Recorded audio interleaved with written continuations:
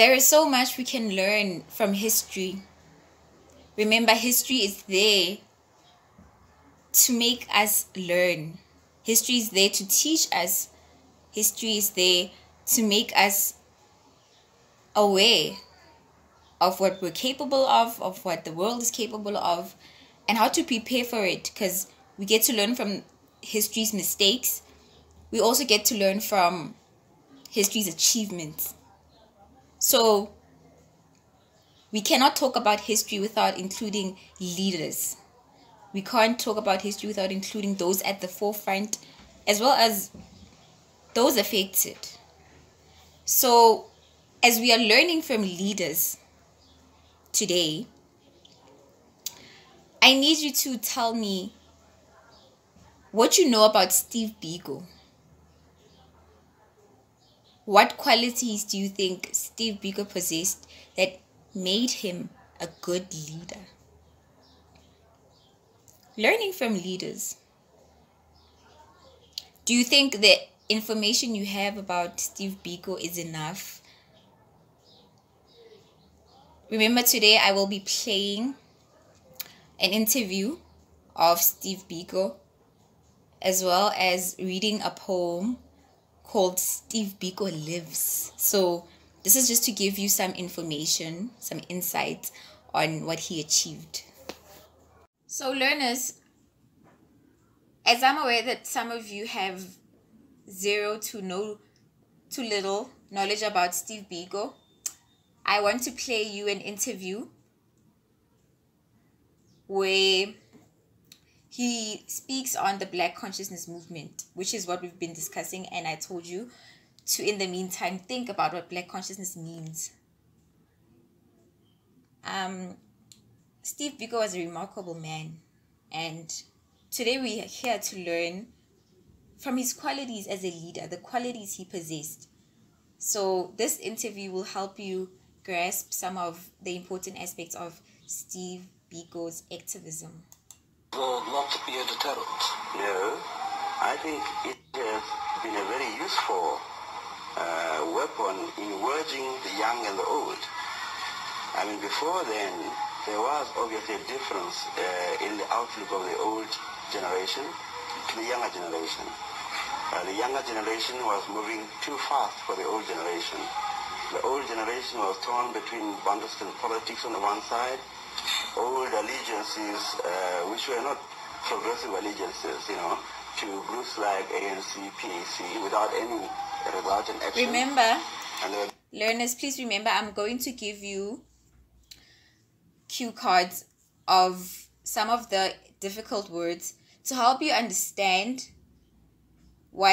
because political language can be intricate. It can be very difficult. You are grateful, so let me not try to, force the English. A certain level has to be used. So, yeah, there are difficult words when in politics. So when politicians conversate, engage, or communicate, they always do so in a manner of difficulty, man. They don't want it to be simple. It's as if they're trying to hide something. You guys are laughing, but why use difficult words? We are black people. This is a black country. Why are we using difficult words to communicate basic things? Like, there's gonna be interviews and quotations. Just say it the way it is.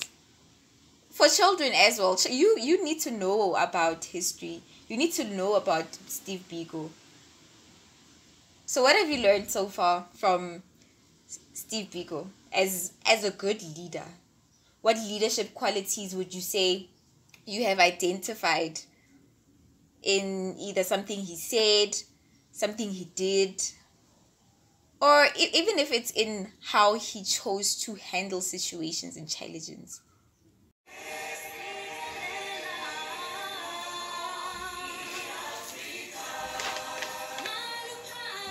They tell me Steve Biko is dead. To persuade me perhaps that his strong but sensitive voice can be stilled by hatred and fear. They tell me Steve Biko is dead. To convince me perhaps that courage and compassion can somehow be compromised. But what they're afraid to tell me is that Biko lives. That the spirit, the ideals, the dreams, the glory of Steve Biko lives. That it lives in Soweto, that it lives in Watts, that it lives in Harlem, that it lives in the minds of all those oppressed. Steve Biko lives because the aspirations of a people cannot be denied. Steve Biko lives because violence and repression will not quench the thirst for freedom. Steve Biko lives because his special sense of humanity and integrity cannot be forgotten, but they would have me, they would have you believe that Steve Biko is dead. You and I, we know better.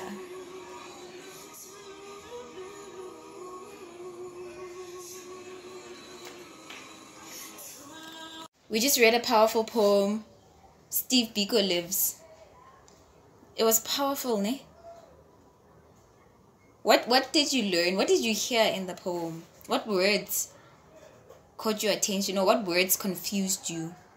Remember, it's important for us to also understand the importance of language in history, because you can't learn about history when evidence is presented in the form of magazines, articles, writings. You need to be able to read them. You might be told, you can learn through narration, but writing and reading is very important in history. So as we learn from leaders, from the poem I just wrote, there are some things that will convince you in your argument to help convince us that Steve Biko was a better leader than Nelson Mandela. Some of you are going to be on the opposition and some of you are going to be on the proposing side. So remember, the topic for the argument is, why is Nelson Mandela a better leader than Steve Biko? If you say yes, you give reasons to say perhaps Nelson Mandela went to prison. When you say he went to prison, you need to tell us how him going to prison changed things. You don't just say he went to prison. Yeah, he went to prison.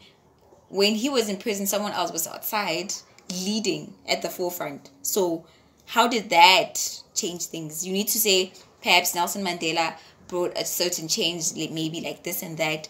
You understand? You need to have solid points. As well, same thing when you say Biko was a better leader. You can even make reference by using this poem. You can look at words in this poem. Remember, I gave each and every one of you a copy of the poem as well as difficult words, so that to help you understand and not be confused, as political language can get very confusing.